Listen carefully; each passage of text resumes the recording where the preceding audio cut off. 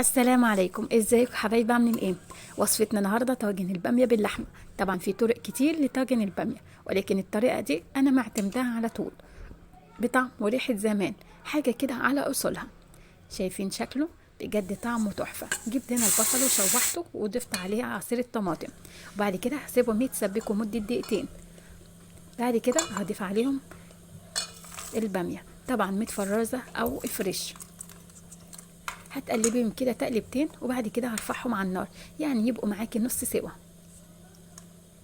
طبعا انا كنت منزله فيديو لتفريز الباميه، امشي عليه نفس الخطوات هتلاقي نفس النتيجه.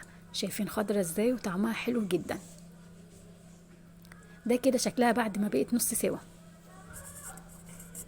طبعا انا ما بحبش احط الطشه وهي لسه على النار، بحب اضيفها وهي في الطاجن واحطها في الفرن. الطريقه دي يا جماعه بجد جربيها، بطعم وريحه زمان، حاجه كده على اصولها. هنا جبت اللحمه وشوحتها زي ما انتم شايفين، وبعد كده هضيفها في الطاجن.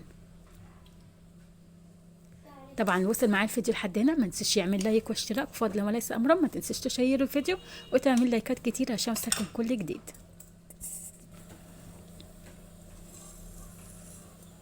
جبت هنا 3 معالق من الثوم،